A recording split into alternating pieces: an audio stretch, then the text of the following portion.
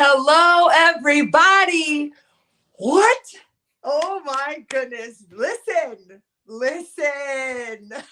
Gabe's got his Kelsey Plum Dog t-shirt on. Oh, my gosh. It's bigger than hoops. That's what I have on today. Because, look, the WNBA championship was crowned last night, and we're going to chop it up right now on Courtside with Christy and Gabe, right here on the Her Hoop Stats Podcast Network. I am Christy Winter-Scott, joined as always by my guy, Gabe Ibrahim. And Gabe, what a conundrum, what a crescendo of action in the WNBA championship where the Aces win their back-to-back WNBA titles in dramatic fashion, short-handed at all.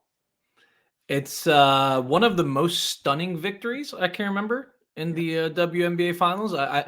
There's been a couple. I kind of started making a list, but then I was like, I don't want to shortchange any game that I don't like have a clear picture. But this is one of the best WNBA Finals games I've ever seen. This is one of the weirder ones too. We had a lot of weird things going on that we'll get into, and I just like, I don't know, my brain was so locked in on, okay, we're Friday, we have game 5. Friday's gonna be game 5. I think I texted Dano, our podcast host of Dice It Up. I think I texted him earlier in the game, like, hey, I don't think the Aces have it tonight, but they're playing well enough that, like, they can get it, they can get there for game 5. I think they can win game 5. So in my brain, I was so locked in on game 5. Yeah. And then Asia Wilson just decided, hey, no, we're going home. You're gonna have a free Friday night. And I appreciate it because they just stepped up and won without Chelsea Gray, without Kia Stokes, without Candace Parker, who has not been in the picture for a while. For a minute, yeah. CP. I'm shocked. That's why I have the little title here says "Shock Aces Shock Liberty." And I didn't think there was any way that the Aces could shock us, but they did. They sure did. Yeah, I'm very surprised. Yeah, you know what?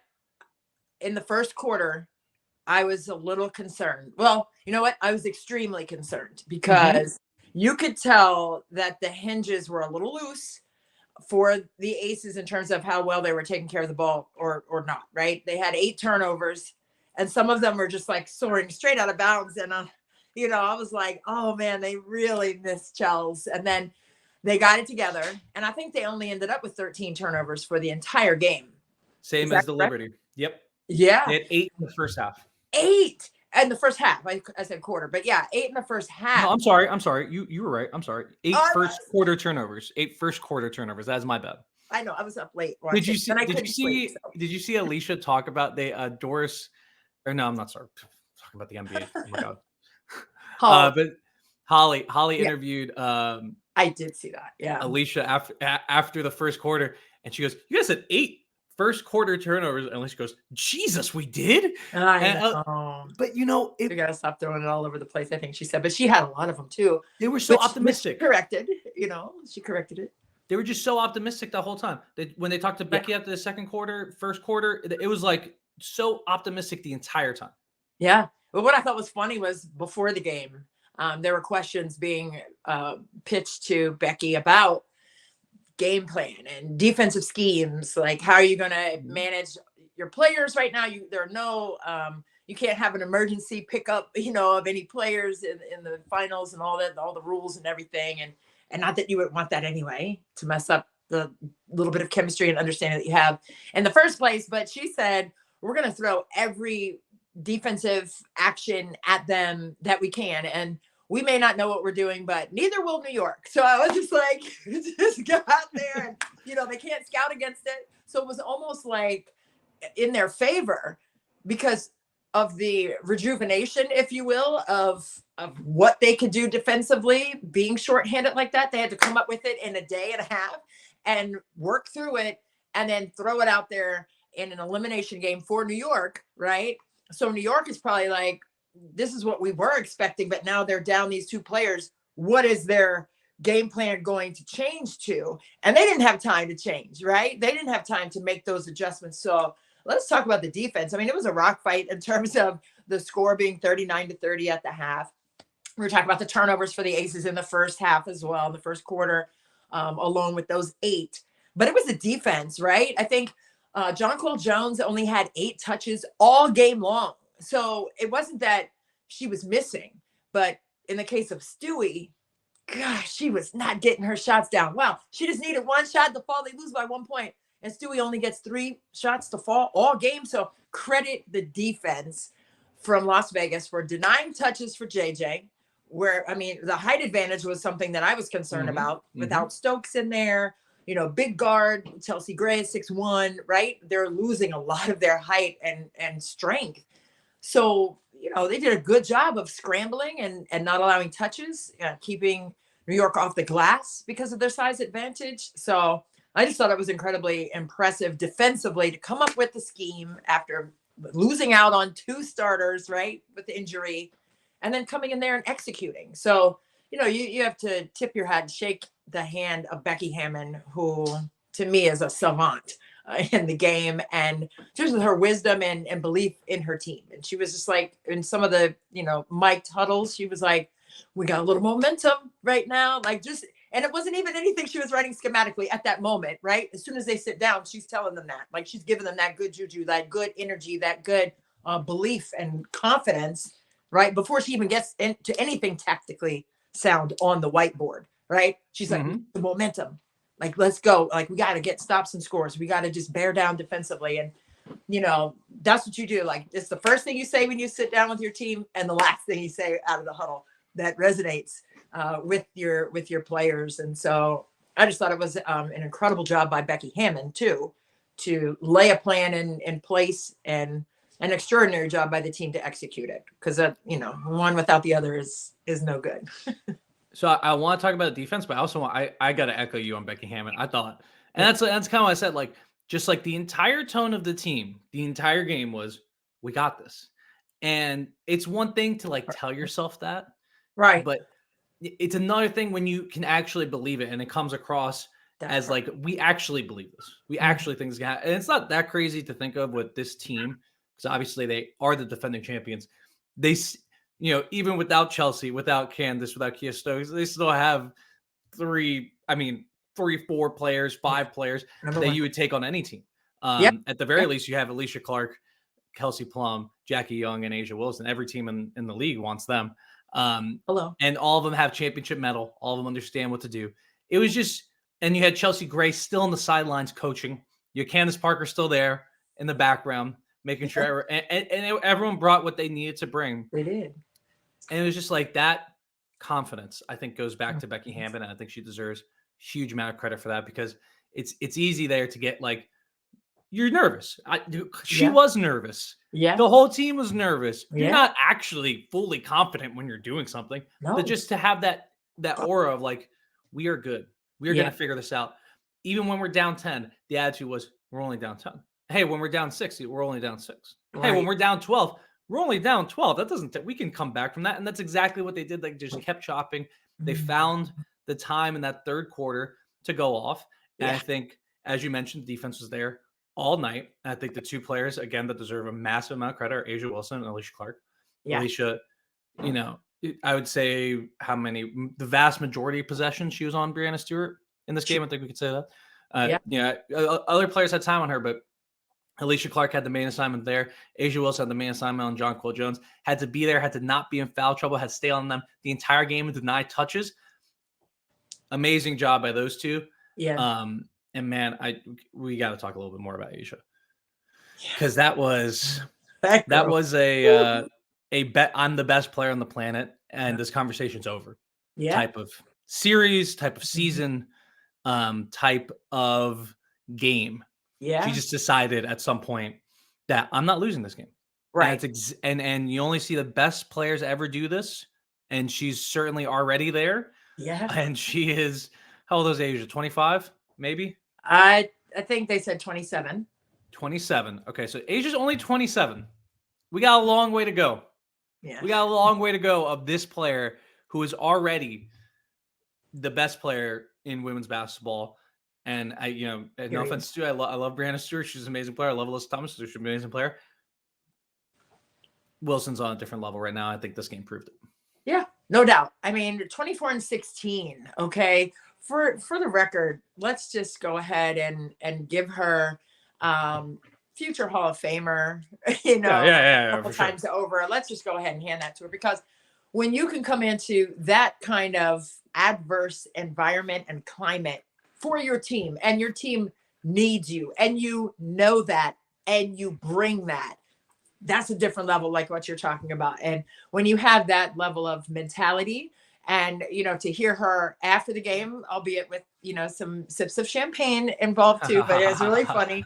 But I was watching all the pressers and all of Sydney Coulson's lives, and it was just great to experience all that with the Aces. But to hear A'ja Wilson say, I spoke with Dawn Staley today. She called me or texted me or something and said, "How you doing? Are you good?" And she's like, "I have the bubble guts, but I'm good." Like everybody was nervous, and everybody started laughing. She was like, "Don't laugh, because you guys had the bubble guts too. Everybody was nervous, so your body is like freaking out." You saw what happened with Sabrina. She needed the trash can. It's like these moments are huge, right? And they work in your mind first, and you don't understand how hard that is to jump those mental hurdles while you're trying to be physically intact and mentally sound and focused. So that was a challenge that she most certainly mastered in the game. And for her just to come out and be as effective and efficient and to be able to sustain it for the entire game was amazing. And for me,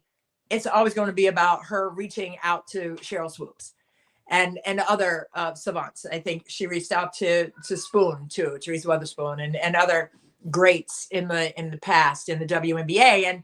And someone asked her, like, what did they tell you? And she said, just to go out there and get it done.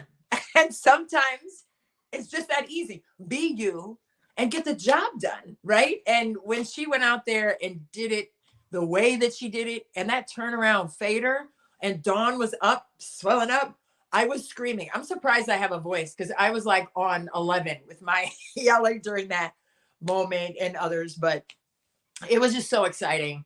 And to see that through Dawn's eyes too was really, for me, a thrill, knowing how much she loves them and how much she's a dream merchant for them. And she's right there for how about those seats? Coats too. Yeah, she was sitting right behind Becky, and she was leading. Did Dawn pay for those seats? Did they get Dawn those seats? I want to know. I feel like they don't give away those seats. I feel like you got to pay for those. I don't know. I mean, not that you can't afford it. I'm just wondering. I was going to say, she's good for it. Yeah, she can afford it. I just I'm wondering, did they give her the seats? Because whoever did that's really smart. I wonder if I was ESPN, I would have been like, "Hey, Dawn, if you're coming anyways, we're gonna put you right here.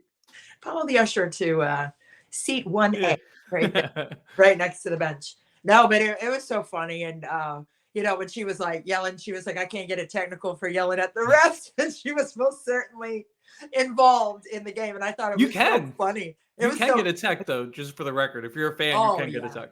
Yeah, but I think you gotta be extra. Like she knew exactly. She told that line like, I have the three, my three babies when we were in the car, they were in the back of the SUV, whatever, in the truck. It's like, I'm not touching him or I'm not touching her, and it's like right here. That's exactly what Dawn was doing. Like you're like a centimeter away, so let's not. So yeah, but I just thought it was awesome. I just thought she was fabulous, and I loved the fact that she was sitting down and sobbing, right after, and just the emotion of that moment, knowing that she was disappointed with not being recognized as the MVP in the regular season. But I've as a coach, I felt that a lot, and to win and cut the net is far greater than any certificate of MVP. You can keep that. I'm gonna take the nets. That's what I told our kids. Christy went down momentarily. We're gonna take a brief pause. Sorry about that technical difficulty, but what I was saying is, when I was coaching, I would say, you can take the little certificate for MVP and Coach of the Year and all that stuff. Y'all can have it. We're undefeated, right? And we cut the net. So that's the proof right there when you win, right? You just win. And all that other stuff is fine, and kudos when you get those certificates and the crowns on your head for that. But the ultimate is when you go back in the gym and you see, that banner that has the championship for your team. And, the individual accolades are fantastic. That's fun. I get it. You earn those, whatever. And people have their own political thoughts about how that works on every level. I've seen it. Trust me, and I don't want to get all down that rabbit hole, but listen, it's a true thing. It's a true thing. But, for A'ja to sit down there and to just savor in that championship moment, I mean, she's not even thinking about, being snubbed in her mind, in a lot of other people's minds too, about not getting the MVP in the regular season. So for me, it was very special to see Dawn share that moment with her, and Elena Coates as well from South Carolina, but also to see A'ja kind of just full on feeling the emotion of that moment and just riding the wave of it and just reveling in that joy and the love of the game. You just saw that just oozing out of her, and it was really special to watch. It was an incredibly cool moment to see her win last year. It's an incredibly cool moment to see her win this year, and it's all that work that they've put in, because you can clearly see how much this team has worked to get better since they all, at least those three players. And that's something that was really kind of cool. Is like, obviously you want to have Chelsea, you want to have Kia Stokes, you want to have your whole team around, but to do it with mainly the three players, at least in terms of the leaders coming into this game, the three players who were your number one picks. They got 3 number one picks back to back to back. Turns out they nailed all 3 of them. Yeah. And it turns out having all 3 of those number one picks has really helped them build one of the best teams in WNBA history, as we'll get into a little bit later. But it was really cool to see. It was those 3, and you can see all the work that all 3 of them have put in since they got to that organization, both in terms of their own play on the court and making that organization into this winning behemoth that can do something like this, that can pull off a game like this, even without the depth. Although we can get into the depth. I just want to give you a chance to clear one thing up. Who'd you vote for MVP? Say it one more time. Who'd you vote for MVP? I voted for A'ja Wilson for MVP, unapologetically. I just always, for me, everyone has their own thing, but for me, it's the best player on the best team, period. And for me, it was A'ja Wilson and her consistent play all season long. And that's what I had. And I don't know who that 4th place voter was. It wasn't you, was it, Gabe? I don't have a vote. I would have voted for A'ja. Okay, good. I would have voted for A'ja. And then I think I would have left for. I think I tried to find the 4th and 5th place, and I was just like, they're not the same. Like, there would have to be we would have to skip 4th place for the first 3. But no, I would have voted for A'ja. Absolutely. I don't know. I don't know who voted for her for 4th place, because that's insane. That's crazy. I had Alyssa Thomas second too. That was mine, because Alyssa was killing, and even with an injury to Brianna Jones, and it was almost like the same kind of adverse situation, she was able to maintain and sustain. But because Vegas was better. Yeah, they were all similar. They're all similar, and you can't. And the thing is, A'ja does it, as we mentioned, she does it on both ends. And the other thing I like about A'ja, and this is kind of just a change in basketball, I think, in the last, I don't know, like 4 years, is just kind of the return of the post. Yes. There's a return to the high post with bigs. Yeah. We're not back in the old days where everything goes down to the low post. No, but you look at this game, there was a lot of the sets were to get into the post, whether it was for A'ja, whether it was for Alicia Clark sometimes, which was awesome. I love Alicia Clark post. Slipped her right down in front. Yeah. Whether it was for John Quell or Stewart, it was just a lot of post play. Yeah. And I think after so many years of everyone freaking out, it's 5 out, there's no centers. It's like, okay, now we're right back into get the ball into your big and let them work. That's what A'ja did this entire season, last season, her whole career. And she's just doing it in such an electric way from the post. Like she's making it just looks cool. She's doing stuff that we saw when I was growing up and then kind of faded away in basketball for a while, and certainly in men's basketball. Now it's coming back where we have an A'ja Wilson, where we have a John Cole Jones, where we have a Jokic and Embiid, any of these guys that really do play through the post. And that's why I really just enjoyed watching her, get her touch at the elbow and go from the pinch post, because she is the best in the world at doing that. And she did it awesome. And on that step back jumper that won them the game, essentially. I don't remember if that was the go ahead. No, because Courtney hit one. Yeah, but it was still a clutch bucket. Yeah. They needed that one.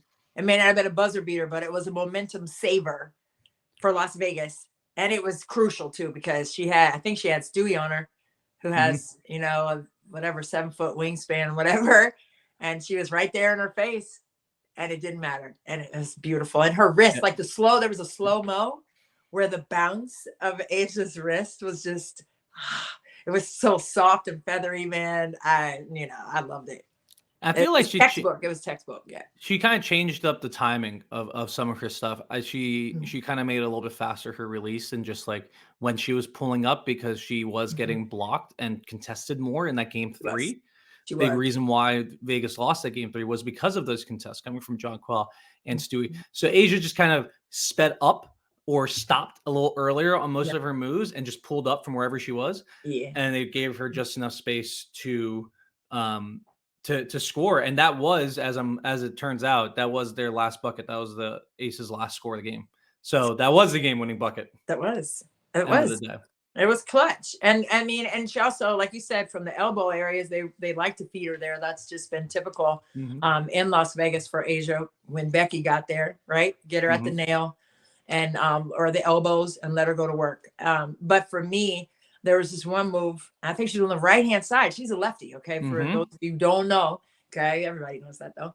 She's on the right elbow, and she did a little in and out. Bop, bop, bop. She did a pity pat, like dee-dee-dee, and went to the rack with her right. I was like, oh, that was another moment that I almost lost my voice, because I was like, man, she went to her weak side. That's her non-dominant hand, and she pity pat and got by. Oh, like she was just in another galaxy when it came to her execution and ability to attack and finish. And I thought that's what Vegas did well all game. All of them got to the rack. You saw Sydney Coulson. She came in and attacked and got right to the glass. It was a pump fake. It was just basic basketball. It was a pump fake and get to the rim. And she got right to the cup and finished. So, I mean, it was just like the basics and the fundamentals, the culture and the philosophy and the discipline. And I think Becky Hammond said that too. I think it was pregame, or maybe in one of those interviews. She was like, we just have to stay disciplined, down 10, down 12, whatever. They stayed disciplined. And they were like the duck, like I said, on top of the water, and those feet underneath were working, right? But on top, you see this. You don't see the work. You don't see the grind. You don't see the trench work that all the players put in mentally first, but physically, wow. I mean, it was really special to see that as well. Well, I think the player who pretty much embodies all those qualities you just said is Alicia Clark. Yeah. I mean, favorite on this podcast, favorite of everyone. I feel like I've never heard anyone say anything negative about Alicia Clark on court, off court. She is, but she, I mean, just the way she plays is just incredible. I just love the way she plays it. And in this game, it's kind of hard to overstate her impact. But when you look at the box score, you're not going to get it, because she only had 10 points. She missed 1 3. That was the only 3 she took. If I told you Alicia Clark had a huge impact on a finals game, you'd say, well, she hit a few threes, right? Hit no threes. But what she did do, she grabbed 4 offensive rebounds, most in the game, just as many as Jonquel Jones. Huge. And she played some of the best defense you're ever going to see. She locked that down. She was locked in on defense. And, I mean, it helps that they've played against each other forever. Because they've been in practice. They've spent 9 years together. Seattle. It might be a little less. I think it's 8. Yeah. Because then she came to DC. Yeah, 7 or 8 years together in Seattle. A few championships with Stewie. They play against each other every single day in practice. She knows what she wants to do, and that last possession for New York, they had 8 seconds left. Sideline inbounds, and it was clearly going to go Stewart. So Alicia Clark gets her, and I made a TikTok about this, about just everything she does perfect. She did everything perfect as a defender on that last play. Like, she sets up in great position. She's down in her stance, but not too low. Her chest is up. Her face is up. She's looking at the player. Her hands are out. She's getting around the screen. She's making contact. She's holding on to contact, but not too hard, because she's going to get that foul call. And she kind of fouled Stewie on the catch. Yeah. But whatever, it's fine. It's the catch. They're not going to call on the catch for the most part. 8 seconds left. She made the catch difficult. Stewie tried to go to her over her left shoulder to the right, which is where she likes to get her shot. Yeah. And Alicia just sat there like a stone wall, took the contact to the chest, forced her back to the middle where there was help. Jackie Young helps at the perfect time. And then on the backside of that, Christy, what'd she do on the backside of that play once Courtney Vandersloot gets her shot up? She wedged JJ underneath the rim, honey, and that was the game saver. She boxed out. And it wasn't even, had she not, what would JJ have done, Gabe? She would have tipped it in, man. She was right there. She's 6'6". She had a height advantage, and then the shot was long, and it came right to where JJ would have been had Alyssa Thomas. I mean, what did I say? Alyssa Thomas. Alysha Clark. I'm tired. Listen, Clark wedged her underneath the basket at that time. Wow, that was a big glitch for me. I still Alyssa Thomas. I'm sorry. No, we were talking about Alyssa. No. And look. AC knows what it is, okay? She is so smart with what she does on the court. She's a vet, and she even said it in the post-game interview. She just said, I've been here before. This is not new to me. I know what it takes. I have the championship medal, and medal, when I mean heart and understanding, not metal, physical metal.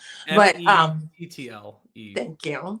But with that, I just thought in that moment, like all the things that she did on that play. I mean, I think the entire team, Jackie Young, when she blitzed over to take that drive or the possibility of a drive away from Stewie as she was trying to get into the paint a little deeper on Clark. And she took that away by blitzing over to the basket line. And I thought that was a big part of that play as well. And then I thought Lainey was going to pull. I think she should have. And it looked like, to me, offensively, now I'm speaking obviously, but it looked like Sabrina wanted that ball because she knew that it looked like Clark had Stewie covered pretty tough. So when she caught it and she was uncomfortable after she caught it, you could see Sabrina kind of move over like, I'm right here if you need it. And then Lainey was kind of lifting on that weak side to get into the vision of Stewie if she needed to, skip pass. But I think Sloot rushed it, but she had to because the time was going. Man. She had to lift it. And she had been so good all game, man. Sloot had probably the best game of the series for her. Best game of her. I think best game of the season for her, to be honest. I was going to say, I didn't want to take it wide, big picture, but definitely one of her best performances in a New York uniform for sure, where she had 19. And, she was knocking in those threes on those paint threes and those kickouts and skip passes. And Alysha Clark, man, I'm telling you what, she's a game saver. And a 1-point game, we're talking a 1-point game. So maybe she didn't knock in any threes or whatever, but she had 10 points. I mean, if she had 8, they lose, right? So it's like, there's no such thing as little things. There's all things are all encompassing, and all of them are big things. And so for Alysha Clark to go out there and do what she does, especially with a heavy heart, and that was hard to watch, because I lost my dad too. And so, and when she lost her dad, it was pretty fresh for me. It's still fresh for me, but I definitely reached out to her personally, and because you don't understand it until you go through it. So we kind of have that as a bond a little bit. Like we went back and forth right after that happened. She was, just made aware of it. So it was really hard to listen to that, but to know that she was able to play through that heartache. There's just no cure for it other than, represent the generational love that he placed in her heart for the game. So I'm just proud of her in that way, because I know the struggle of that. That's a daily thing. The waves are heavy, and for her to be able to perform the way that she did for him was really sweet.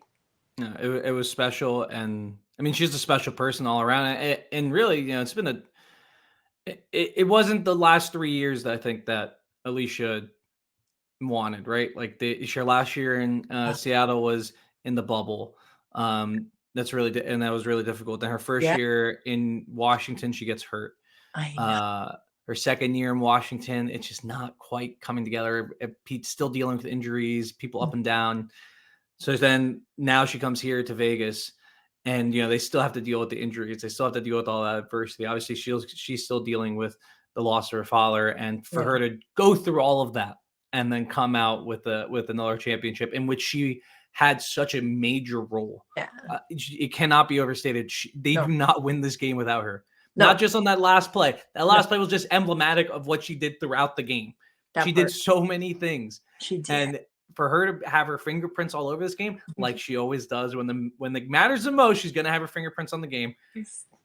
Yeah, I just thought it was perfect and beautiful, and it was very emotional. I'm just very happy for her. I want to mention some other aces because we should talk about the Liberty for a little bit, even though it's going to be more sad. We got to mention Jackie Young. I mean, this is now, I don't know where we rank Jackie Young in terms of like the best players in the league, but it's not low. It's certainly up near the top because every game in these playoffs, pretty much she's just been rock solid, doing everything she does, playing great defense, getting out in transition, hitting threes, playing a really, really tremendous brand of basketball. And she's the person who has been very steady recently for them in the playoffs. And I just think she deserves a ton of credit for how much better she's gotten since she's gone to Vegas and the player she is now. And it's like, I don't know if you're looking at, I'm not sure what the ceiling is for Jackie Young because it continues to get higher. And I'm guessing there's just not one. There's just not a ceiling at this point. It's not a ceiling for her. No, I mean, she's phenomenal. I mean, she's a dog, right? And, her countenance may be kind of under the radar. She's not going to, be wolfing or doing a lot. I saw her swell up in one of the playoff games, but other than that, I don't think I've seen a lot, of her. And that's not right or wrong. That's who she is. But what she is going to do, she's going to dissect you and she's going to attack you and she's going to finish with contact on you. She's going to make shots in your face and not care about it and go the other way and not change her facial expression whatsoever because it's all internal with Jackie Young.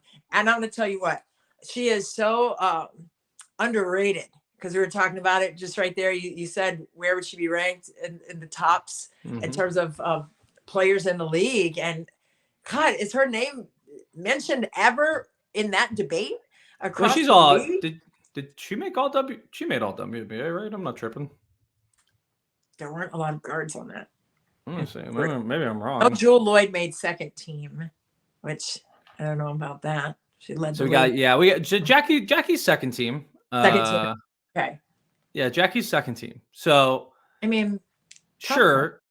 I don't know if she's second team. Although Chelsea Gray is also second team. It's a regular season award. That's what we need all playoff teams. Yeah. Yeah. Although then it would just end up being the team who won the championship. I guess, yeah. But I don't know. I mean, for Jackie Young, I still think there's not enough reverence for her consistency. We're talking about, I mean, that's a huge word for me. I don't care. I don't care if it's basketball or anything else, like your work life, your home life, like whatever. Be consistent, right? Don't breadcrumb people. Like, it's just, this is me today. And then, 2 weeks from now, that's me again. But what happened in between? Like, you need to be the same person. And that's the challenge of being great, right? That's the challenge of being a real one. That's being a real one, being consistent. Being consistent is real. So for her to be able to come out and do what she did night in, night out. And in game 3, she didn't really play that well. I get it, but they changed the matchups, which, we were talking about that. Like New York couldn't go into game 3 doing the same thing. And boy, they didn't. They went different matchups on that. But then Vegas had to go different. They were forced to have different matchups in game 4. So, but I just think with Jackie Young, she's a special and another young player, number 1 pick, right? Coming in. So, I mean, she has a tremendous upside, but no ceiling. Like, let's not even put ceilings or limits because I don't think for her, there's any such thing. And I love also, this is my last thing about Jackie, but just after the game, the post-game thing, she said that, I forgot the person's name, but she was working with a specific shooting coach or a trainer to change a little bit of her shot mechanics. And she said it made a big difference for her. So, you put that extra work in, nobody sees that part. I mean, we go into practices and stuff like that, but I mean, we don't see everything as media people, right? They may have sessions and they're in the gym at midnight maybe, and they're working on timing of their lift and stuff like that. Nobody sees that stuff and how hard these players work to get right, Okay. And whether that's getting healthy, right? I know Elena Deladon comes in 3 hours ahead of games and leaves 2 hours after. So there's like stuff that we don't see. So the work that Jackie Young has put in to perfect her game, even during the season this year, I mean, it's remarkable. And, you know, it needs to be discussed more. The underbelly of what these professional athletes go through to get right and to be at their best at all times and to help them be consistent. Well, and the lack of ego, we should move on to other players, but just like a lack of ego, because like a lot of players, I mean, I'm sure in every level think their jump shot is their jump shot, and it's hard to change it, and it's hard to do the mental gymnastics to change it, in for yourself, and then B, it's hard to just want to do it, to actually buy into those types of changes. And it's extremely clear that she has made a lot of changes to her jump shot since she was in college at Notre Dame. She wasn't like a bad jump shooter, but it certainly wasn't a strength. It wasn't the thing that was her calling card, as much as it is now, where she is arguably the best 3-point shooter in the WNBA at the moment. And so to go from, you not thought of as really a shooter to being the best one, that just shows how much work she's put in. And you could just clearly see it. And that's the theme with all of them. We're not mentioning Kelsey Plum because she didn't have a big game, but again, they don't get here without Kelsey Plum either. No. And she's done everything that they've asked for and taken a step back from her role, certainly in college, and from what she thought she was going to be when she came into this organization to be what she is now, which is a 2-time champion and one of the best guards in the league. And we will have another shirt like this. She's a killer in that shirt. Let me see it. Put it up again. Oh, killer. Get it. Great. It's a great look. It's a great look, Kelsey. Yeah. All right, we got to mention 2 more people for the Aces. Okay. Because these were 2 cats that I did not see contributing to the series before we got here. Okay. They had to step up for the injured Chelsea Gray and Kia Stokes. That'd be Sydney Coulson and Kayla George. Kayla, the numbers don't look good. Okay. Yeah, 4 of 14 from the field, 3 of 10 from 3. But she was told that she was going to be left open. And she was told that if she is left open, you shoot the ball. Fire that sucker. And she did it. She did that. And if she made, like Christy said before we got on, if she only makes 2 of the 10 threes, they lose this game. She needs to make all 3 of the ones she made. And the fact that she took 10 of them shows that she had confidence enough to do it. And that is an accomplishment in itself for a basketball team. And then you mentioned Sydney Coulson. Yeah. Played 14 minutes in this game. She only had the 1 bucket and 1 assist. The plus minus, the player who had the best plus minus, and so the player who the Aces outscored the opponent by the most with on the floor was Sydney Coulson. She was plus 17 in this game. Let's go. She was on the court. Man. 17 plus 17. Causation is not correlation, but she was on the court when the Aces were kicking butt. Yeah. That's the court. That's all we have. I don't know about causation. We can go back into the tape and look for more for that. But she was on the court when the Aces were kicking butt. And I mean, Kayla had her ups and downs, but she played her role. Sydney played her role. And you can't ask for more than what they gave you in a decisive championship game. Yeah. After not really playing in the series.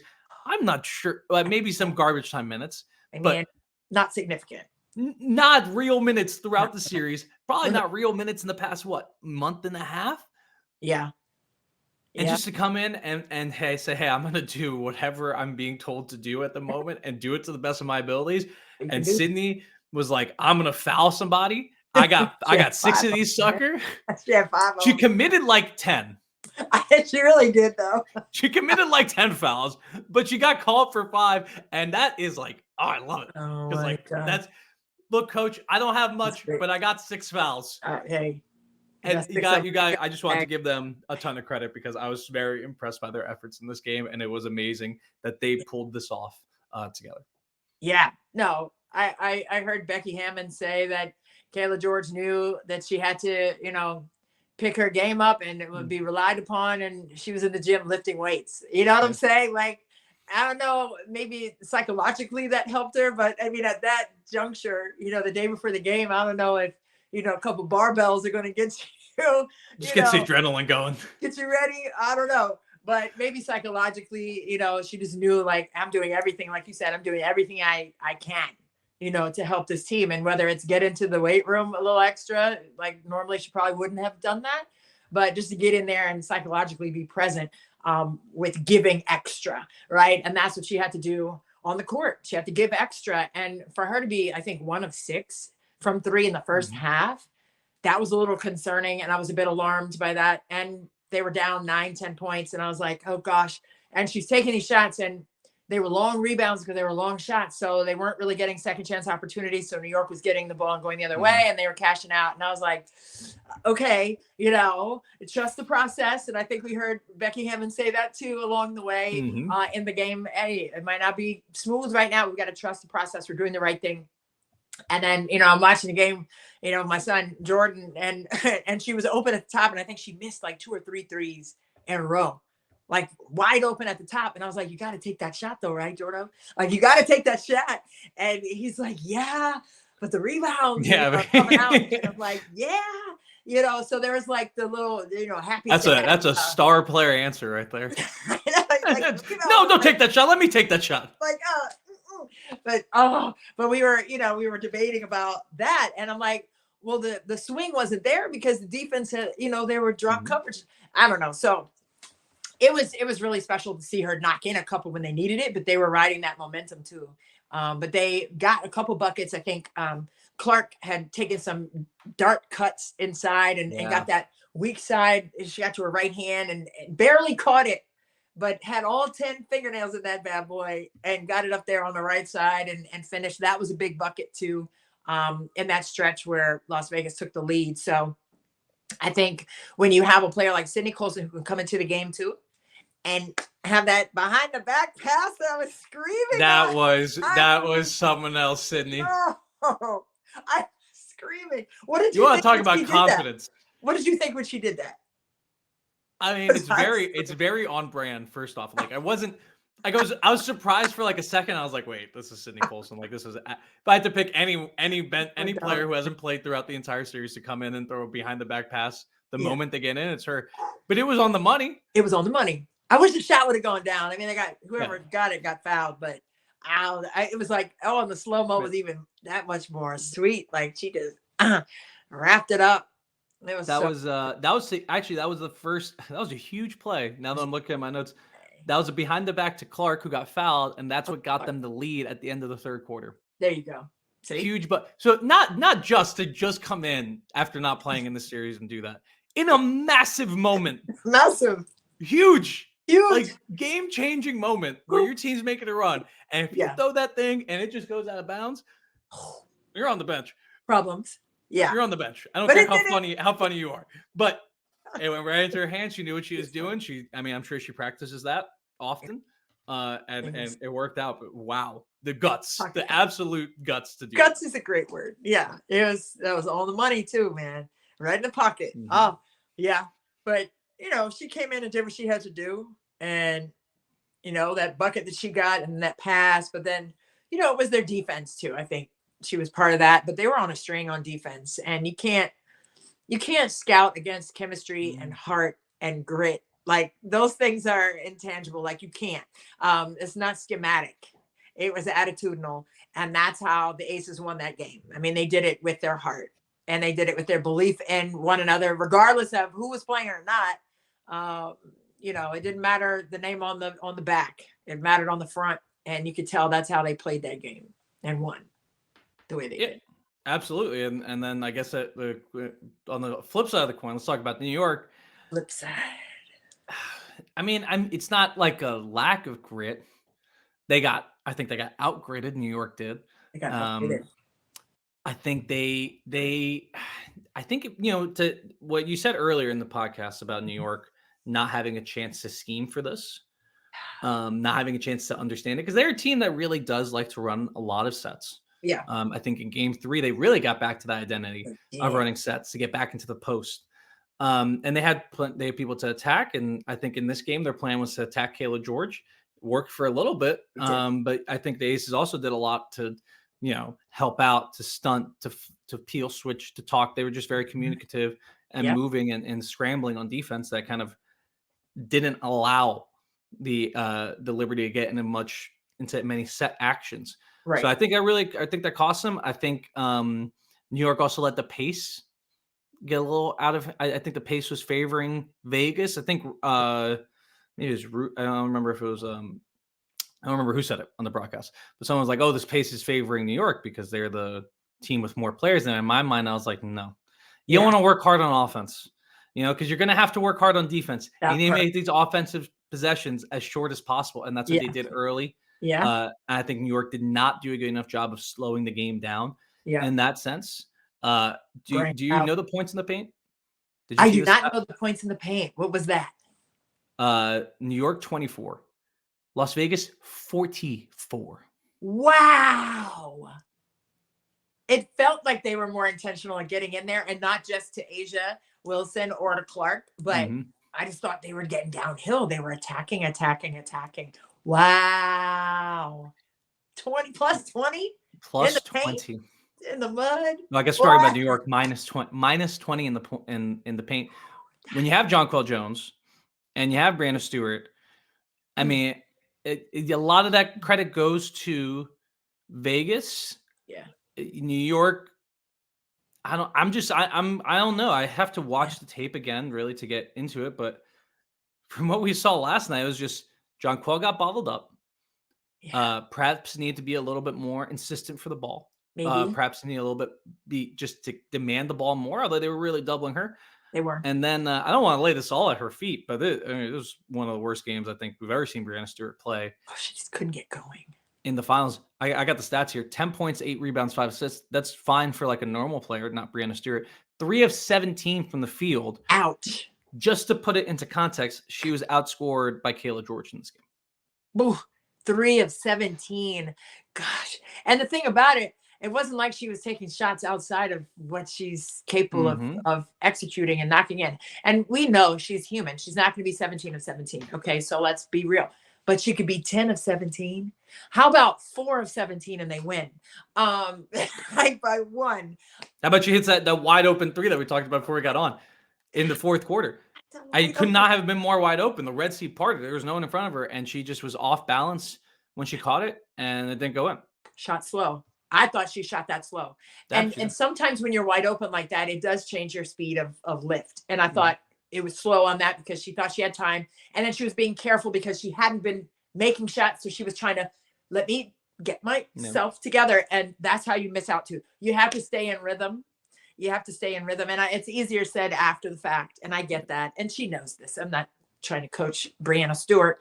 But at the same time, I observed that, right? When she was wide open, like you can still be in your shot rhythm when you're wide open. And you don't want to be like, take a beat on the catch and then get into your mechanics and shoot it, because then now your whole rhythm is herky jerky. Like you just take the shot, like get the ball and shoot it, like stay in your rhythm. The hesitation killed her on that particular shot. But, with JJ only getting 8 touches all game, that to me is the bigger concern, because we'll never know. Like at least they went to Stewie, even on the last play, they went to her 17 times and they just stayed going to her. And I get that to a certain extent, but at what point do you say, hey, let's get back down in there, right? We're being outscored by 20 in the lane. Let's even that up a little bit and take the higher percentage shot with freaking JJ down in there, who has been dominating. And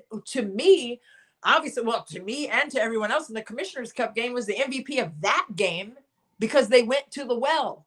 And game 3, they won because of her. Because of her. But then what happened? And then, you don't even have Stokes out there.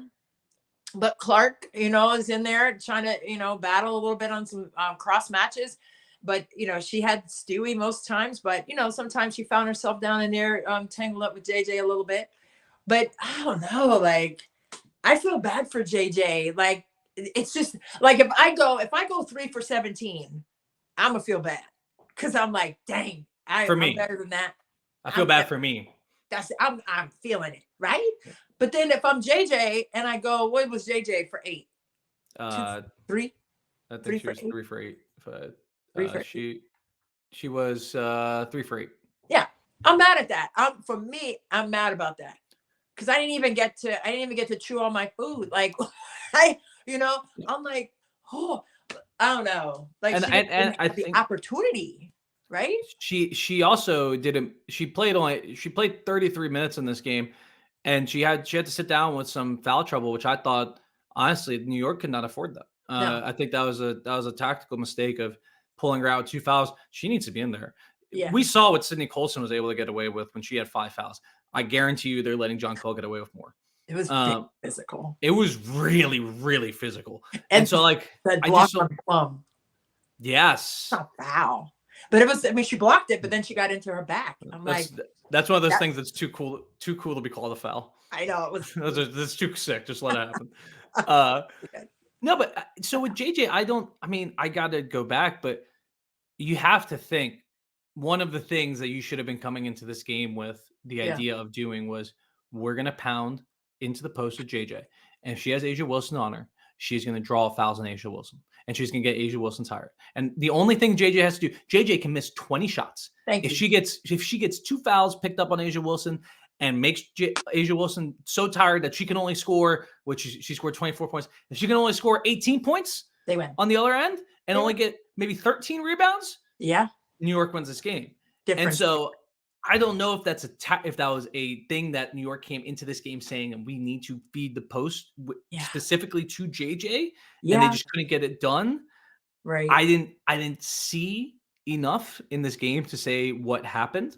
Yeah. But it didn't seem like that was the push there. No. And I think to a certain extent, New York got a little too cute in this game. They won game 3.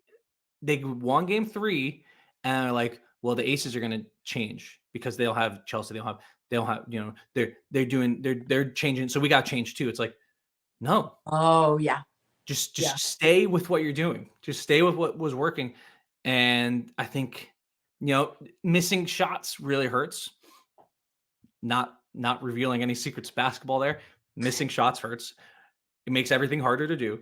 I just think there was, as you do too, there had to be more of a focus on getting Jonquel the ball in the post specifically so she could work against Asia, regardless of the outcome of those plays. She could get blocked 10 times. Absolutely. But at least she's making Asia work. And I don't think they made Asia work enough defensively. No, agreed. 1,000%. And even if JJ didn't shoot it, right? The defense is going to morph to how she moves when she catches it, right? When they're going to double, where the angle of the double team or the shade is going to come her way, right? Are they going to dig? But they didn't really test that enough. And I think that would have opened up more opportunities for Sloot, right? Who was hitting those shots on kickouts. So the spacing, and you heard this from Becky Hammond. She said, we wanted to give the ball to Asia and space out around her and spray out passes if we need to from 3. So they started inside out, which is why they were plus 20. Okay. So the intentionality of doing that was a massive difference in this game. Okay. At 1 point win. Okay. To put that out there again. But on the other side, what happened to that notion with JJ down in there, who was dominating in game 3 in the paint, and you got to get her the ball. And it's not for her to shoot it every time, but it's to space the floor for everyone else. And Becky was saying, hey, we're going to give it to Asia and then take cuts off of her. And then now you see Clark diving down. Now you see, kickouts being made because of the defense getting to Asia, right? Now somebody else is open. So they just didn't test that enough either. So they didn't test Asia Wilson defensively, but they also didn't test the collective effort of the Aces defensively by putting the ball in there and seeing what they could create off the ball. And maybe for her, okay? But I wanted to see more. What are the Aces going to do when she catches it? Where are they doubling from? And how are they lifting? How are they rising to get the ball, right? And New York did not do that. Like, send it out. New York didn't do that, though, this entire series. They've really struggled against those digs, the guards coming down on the post. So maybe there is some logic to the idea of, like, we're not just going to try to dump it in and double, but they don't cut it enough either. Like, you didn't figure it out. And I think that is very, very frustrating.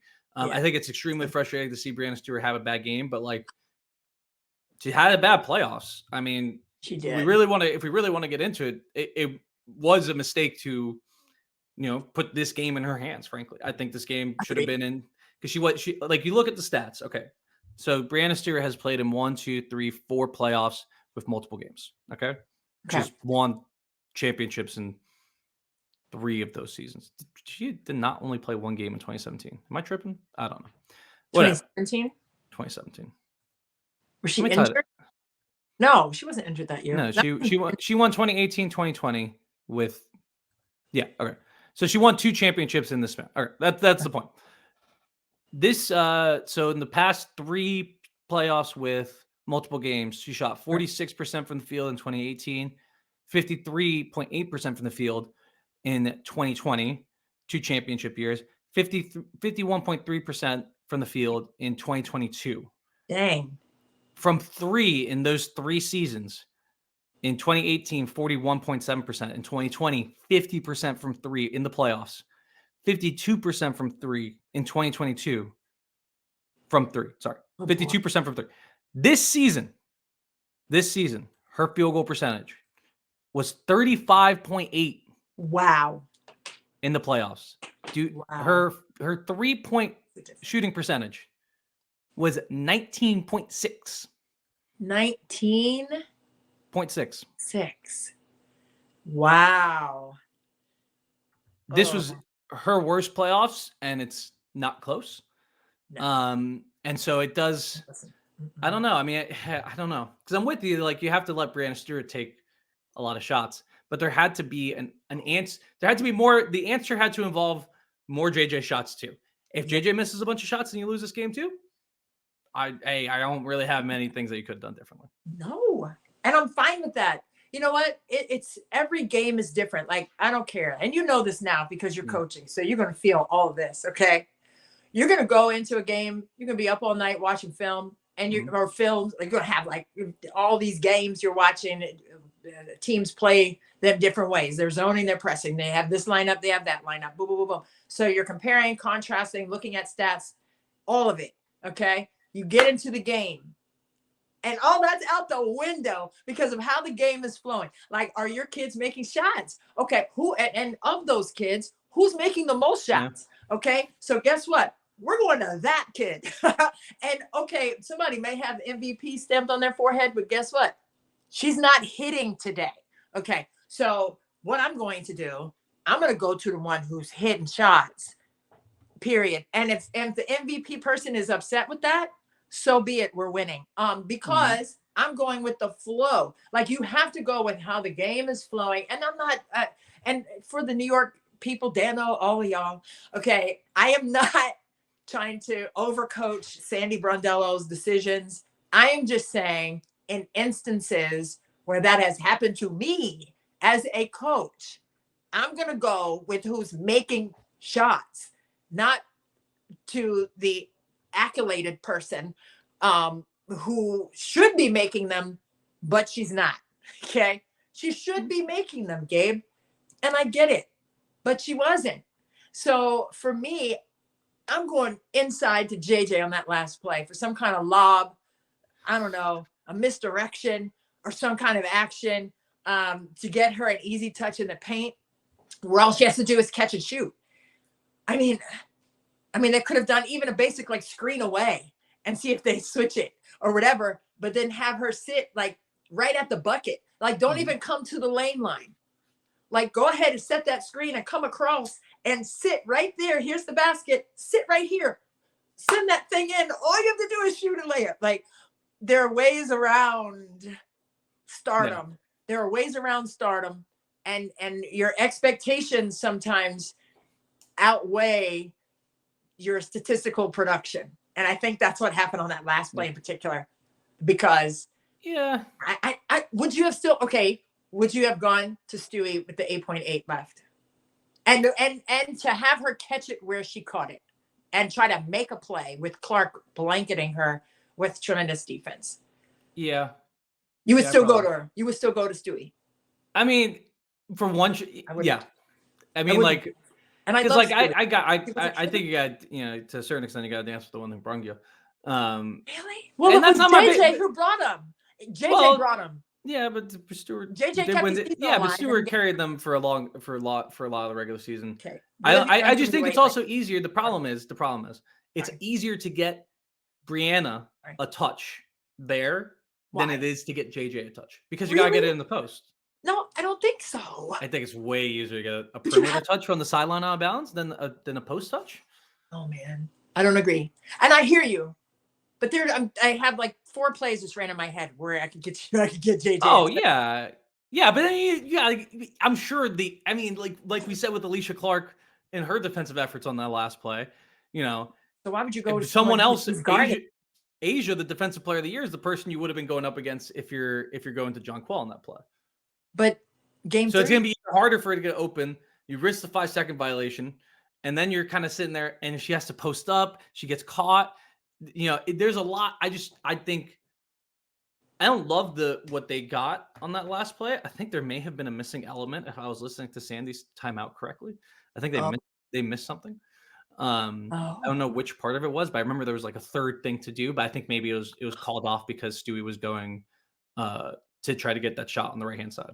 But there was another plan that was like, okay, Stewie, if you don't go one-on-one, we have this coming up. So to a certain extent, it's Stewart's choice as well. And I just think she got a lot of those shots in the flow of the game, and that's the way they were playing offense in this game. Yeah. But to your point, you got to call plays for John Quell. It doesn't have to be the last play of the game. True. But as a post, you're on the rock. Yeah. As a post, you can't get the ball by yourself for the most part. Thank you. You can only do an offensive rebounds, which doesn't happen that often. But as a post, you cannot get the ball by yourself in the spot that you want it. So you need someone to get you a ball, and I think there just needs to be it has to be a lot more set plays, especially when you're playing at the professional level, to get the ball into the post. It's extremely difficult to get the ball down there. It's just really hard. So you got to have a very set schedule to do it. And I think they did it in game 3. They didn't do it in game 4. They were okay taking those perimeter shots, and it bit them in the butt. But in terms of the last play, to your point on the last play, yes, I would love to go to JJ. Okay. I trust a lot more getting a decent shot out of the play that they ran. Okay. I hear you, and I disagree because and I hear you, and I disagree only because of how the game was unfolding, and everyone knew kind of it was going to go to Stewie. Clark knew it was going to Stewie. Clark knows Stewie.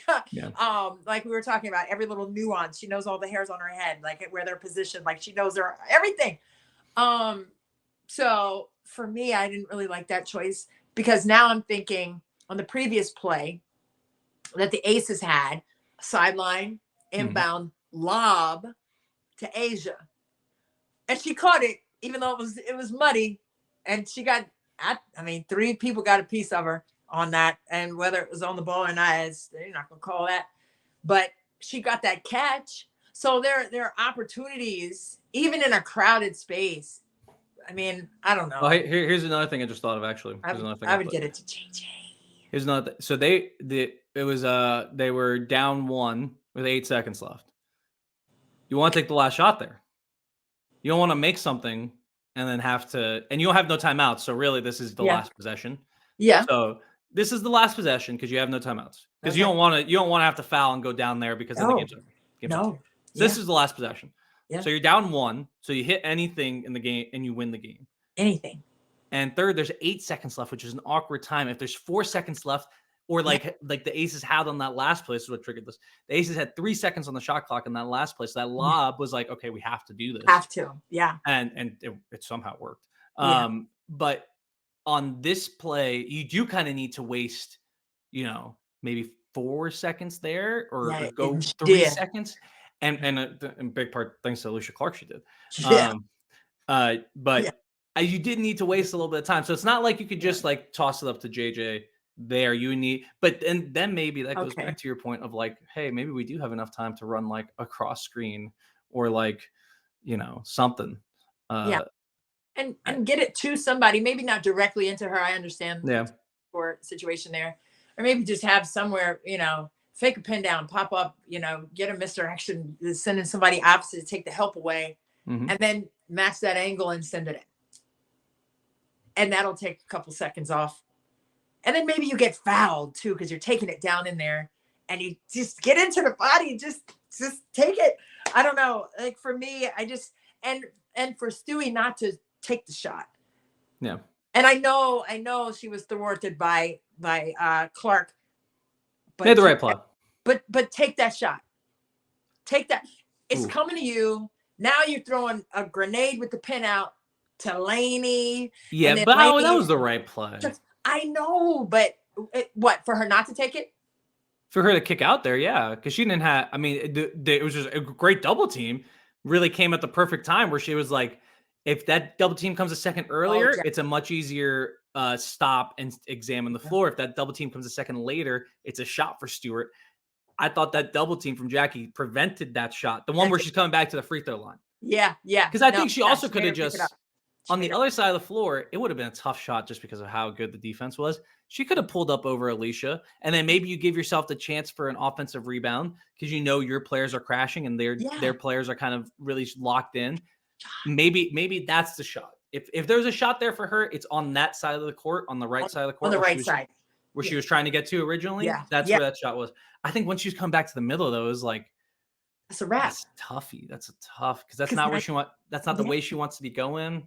No. Yeah. Could she have spun back to her right and with the long arms try to get to the rack?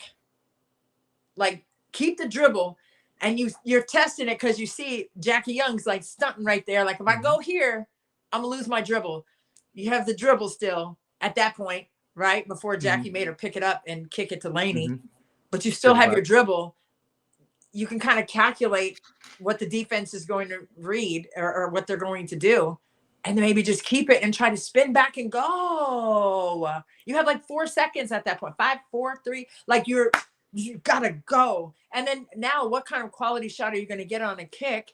And then an extra pass. It was a wide open corner three, which I think she thought she had less time, and she did. She chucked it. My other theory was she looked in the post and she saw Jonquel and she was like, "Ooh, should I pass it?"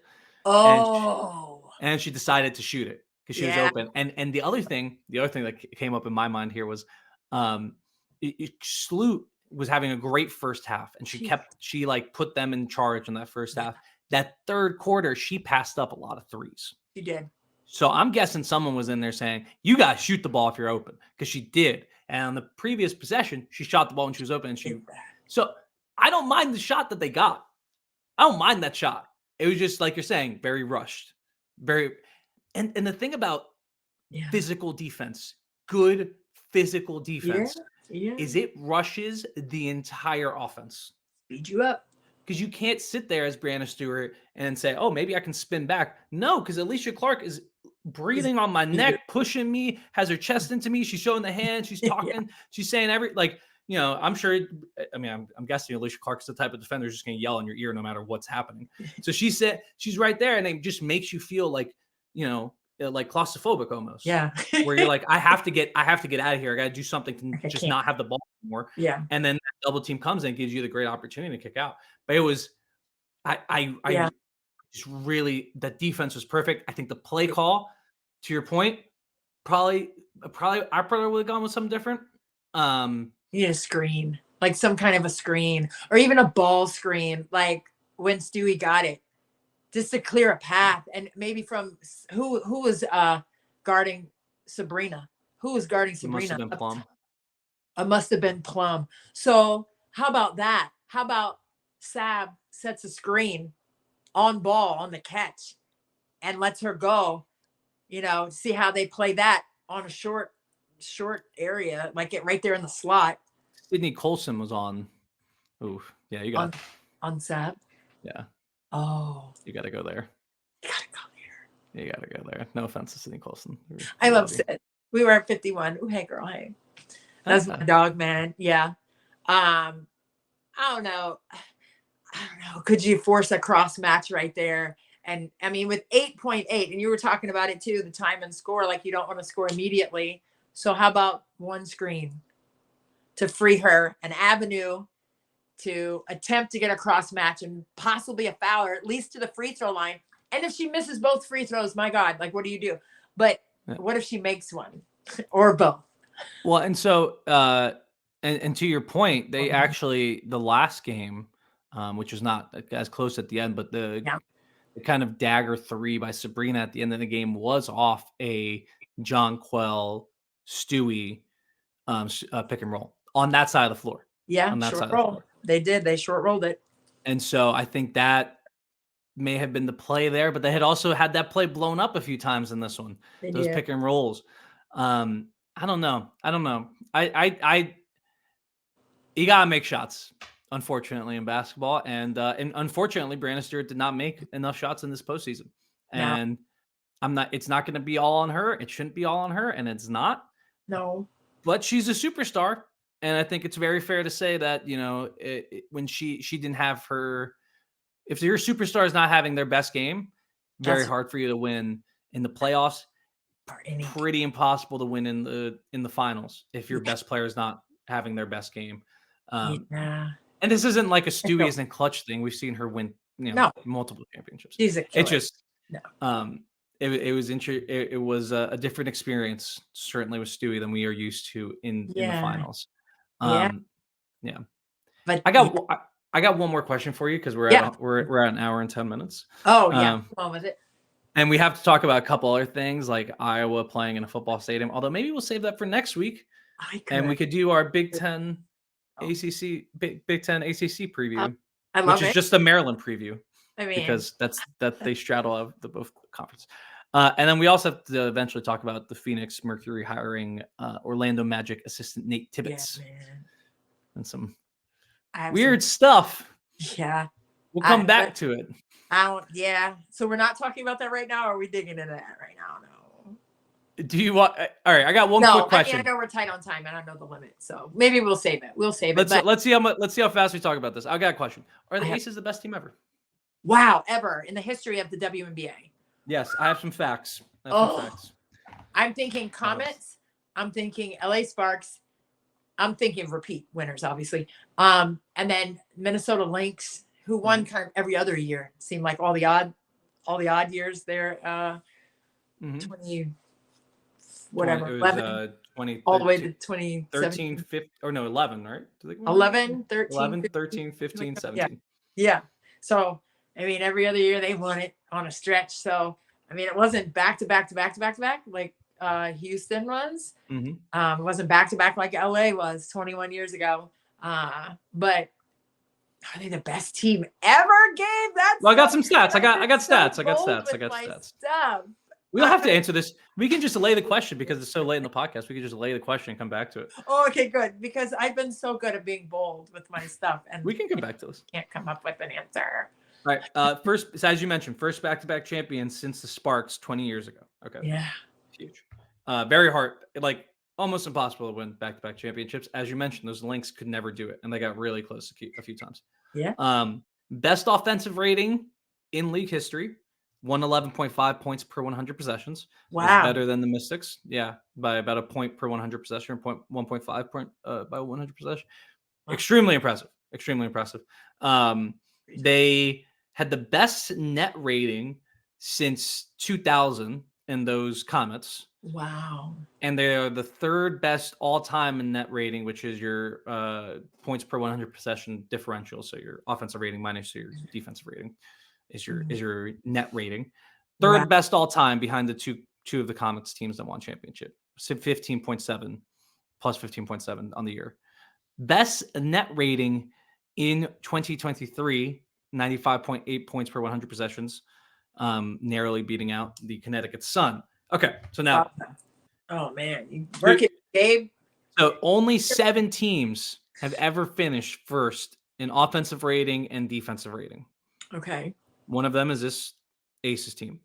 Okay. Then the other 6, one of them was the 2016 Lynx, who did not win the title. They didn't, but they went to the finals. Right. The 2017 Lynx, who won the finals. They won. The 2014 Mercury, who won the finals. And all 3 of the Comets teams that won the finals. Wow. So I think that's kind of... You mentioned most of them. I think the Sparks are the only ones that aren't in that group that you mentioned in terms of the best teams ever. I'd put them right up there with the Lynx Yeah. and the Comets, because I Yeah. think those two are the two for me that are probably the best. Yeah. And when you look at the Lynx and you look at the Aces, it kind of looks like similar here. We got Maya Moore type of winner in terms of in Asia Wilson. Yeah. Got a great point guard in Chelsea Gray. You know, we got shooters. We got Ooh, I think you need to put that up for the people. Put that up for the people. We need a poll. We will do that. Let's do that one this time. That's another great one. You come up with really great. Well, I'm glad we didn't put up the Stewie one, because now we would look bad. No, yeah, don't put the Stewie up. Yeah, this is not Stewie's best team ever. No, let's put that up though, because I think that's a great discussion to be had, right? Just about, you know, the history of the league and, you know, how efficient those teams were. And I know that LA only, you know, those back-to-back, and when I say only, I'm not slighting, I'm just saying like the other ones had 4 and they had 2. Now the Aces have 2, but their numbers are equated to the teams who won 4. So that is different. That's pretty special. And especially if we only take the best team of the runs, right? And we don't know if this is going to be the best team of the Aces run, just for the record. Right. They could get better. Remember, they had 2 starters injured in this game, and we're missing Candace Parker for all of the season. And so this team could get better. But the 2017 Lynx, and probably, you know, you could argue 2016, 2017 best years of the Lynx, because Sylvia Fowles was so good. Yeah. So taking that year, that was the year that they pulled off the same feat as the Aces. The Comets, I don't know, man. The Comets were ridiculous. There's not like good, man. I just want to see the Comets in today's league. I know. Where it's like just there's a lot more depth of talent. Yeah. I would love to see them playing in this league, because I think they'd still kick butt. They would, they'd be running. They'd give people the blues, man. That would be great. The eras. Yeah. The eras. And our Taylor Swift and eras. The LA teams too. The LA teams too. With Nikki Teasley, Tamika Dixon, Mabika Mawadi, all that. Alicia Milton Jones. Stop it. They were killers, man. I was trying to find this out. If someone could find this out, like someone find the last time that there was 3 teammates on all WNBA. I'm sure the stat is out there and I just missed it, because there was 3 this year. Chelsea, Jackie, and Asia made it. Mm-hmm. I was looking to see if there was other years where that happened for those really great teams. So if anyone has that stat, please let me know. I'm sure somebody has that, man. Dano probably has it. Dano, no one talked to Dano today. Give him some space. Yeah, he's having a rough day.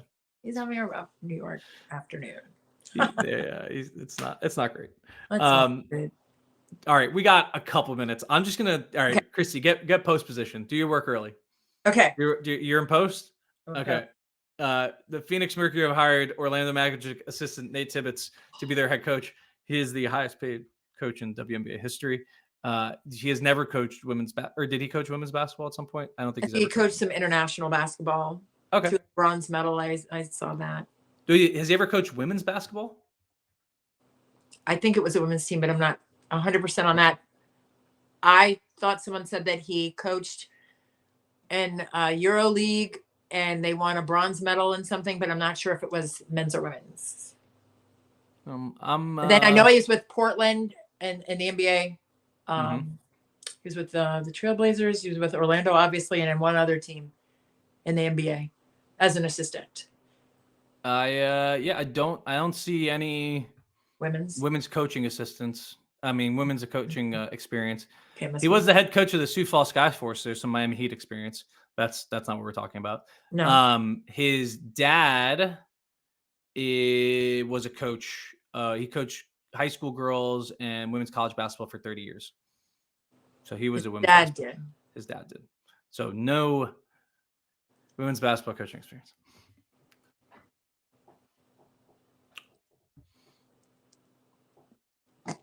Am I supposed to say something, man?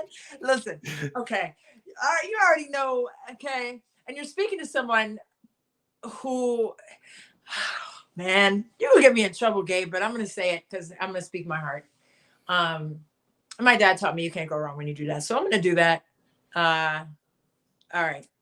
You're speaking to someone who was leapfrogged several times professionally in the coaching ranks when I was in college coaching.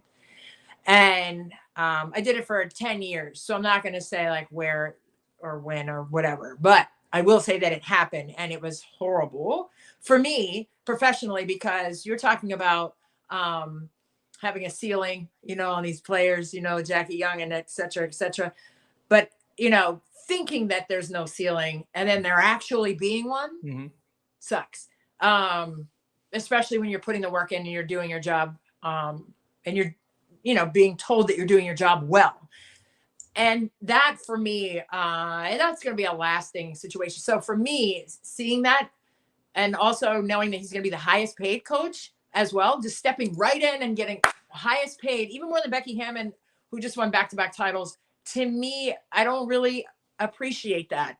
As a Black woman, as a woman, as a WNBA player, I don't know. And I don't know him from Adam. And I know, Dame gave him a shout out because he coached him. I get it. And he's probably a great guy. He's a girl dad. They posted that on the Phoenix site. And I'm not trying to, when they come into DC, I want to shake his hand. We're good. Yeah. But it's a trigger for me because all the years of work that we put in, sometimes it's just a thankless process. And for me, that's not fair. For me, that's a slap in the face. For me, that is looking at the league that has over 80% Black women in it. And then to have the joy of seeing Teresa Weatherspoon get the Chicago job and then to go full 180. And I mean, why isn't she the highest paid walking into that job?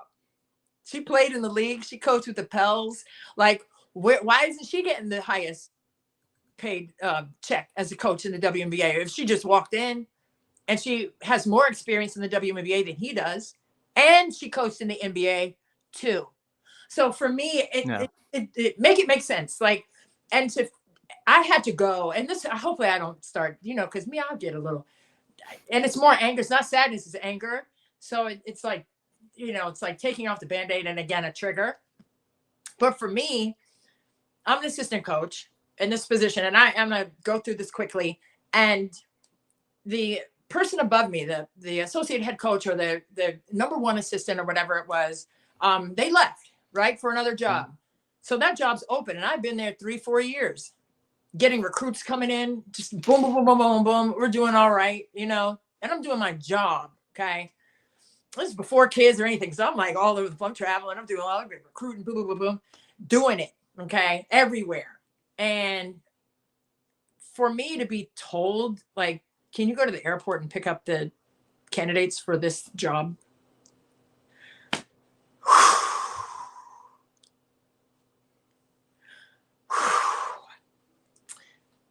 So for me, that is a trigger. Okay. So everybody has their own thing. Like, you get bitten by a dog when you're little, you're going to be scared of dogs your whole life. Right. So it's all relative. And to everyone else, it may not be a thing. But for those of us who, dedicated their lives to this game because they love it, those who put in the work and still don't get rewarded for it. And I almost feel like when Asia was crying after the game, it was all of that too, because you don't get your respect, because the work that you do needs to be seen and to feel unseen and to be leapfrogged and to be looked over. I mean, that's a tough deal. So to see that happen again, and again, he's probably a great guy. He's a girl dad. He's a great guy. He's coached, his dad coached and all this. He has a story and a journey like all of us do. But for those of us who have gotten kicked in the teeth and not been able to move up the ladder or to be told, well, you just had a baby, so you can't possibly do this job well. I mean, man, listen, that's heavy for me. And I don't care. I mean, I know I'm not the only one out there. that feels like that, or who has had that happen, and not just in basketball, just in general. For women, it's hard. For Black women, it's even more difficult to have that happen, to know that, you know, your passion and grit and grind and work and all that is not seen. And even if it is seen, maybe it's seen as not good enough ever. And that's tough. So for me, it's a trigger. That's all I'm going to say about it, because it's heavy for me, Gabe, obviously, but I don't talk about it a lot, which is why it's right on the surface at the moment. But that's very hurtful to all of us who, you know, have just, I don't know, dedicated their lives to the love of the game that they've had over the years, like from when I was little and then all the way up. Like it never changed for me. No, I'm sorry. I'm sorry that this brought back that experience. Yeah. And it's valid and fair, and I think a very rational response to this. And again, it's nothing to do with Nate, like you mentioned. No. Probably he is a great guy. I'm sure he's a great guy. They wouldn't hire him if he wasn't. Probably a great dude. Probably amazing. I'm sure he's a great basketball mind. Yeah. And to me, you know, I don't think every WNBA coach has to be a Black woman. I would like that, but I understand it's not necessarily who's going to be the best candidate. Here in Washington, Eric Tebow is the candidate. Is our head coach, and you know, I think the difference is, and I think Dawn said this last year at some point, is that Eric put in his dues in women's basketball. Yes. For a very long time.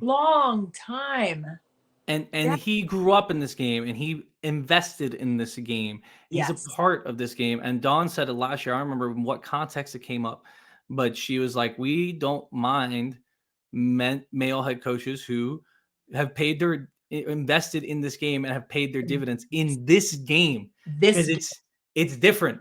Thank you. It is different. I'll say it again. It is different. Women's basketball is different.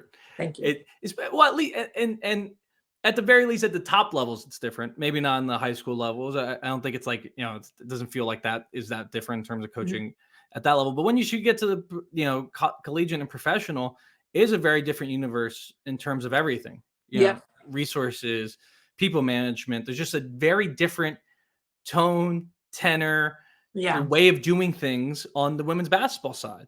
Not better or worse, just different. And this person never was a part of that. And to me, it's just like you are, as you mentioned, Chris, you're skipping over all of the candidates in our side of the world that are qualified and are dying to be in the WNBA and have wanted to be in the WNBA for a long time. And hey, look, I hope this guy becomes the best coach ever. I hope he becomes Mike Tebow, right? I hope he becomes the guy who's here, and we're talking about him in 40 years as, you know, the elder statesman of the league. And there's a similar story with Mike Tebow, who was in the men's side of the game and then came over to. So it's not, again, this has nothing to do with the person. It's the process of what Christy's saying, of people being skipped over, of our side of the sport, feeling like it got skipped over. Right. And being handed the most money of any of the coaches in the league. Well, and so not Cynthia. I mean, oh my God, my brain is like, but not Teresa Weatherspoon. Well, so I don't know. I like the whole highest paid thing. So like, I don't know. Like, I guess coaches' salaries go up like the players do. And I'm just wondering if this guy has like a really good agent and there's some sort of like, you know, incentives. But then maybe not tell us, because it's almost that I think was even worse. Like, so this is why it's a problem. Know that? Can we not know everything? Like he's not going to know that's a problem. Hire that guy. Just hire him. Hire Coach Nate Tibbetts, and then don't tell us the financial. This guy and his that agent made it worse, right? For me. This guy and his agent though are not in women's basketball. They don't get it. They don't know why that's a problem, because they haven't been like. That is the problem right there. It's not because he's a bad guy. It's not because he's a bad agent. It's not because this is all done in bad faith and everyone should be mad.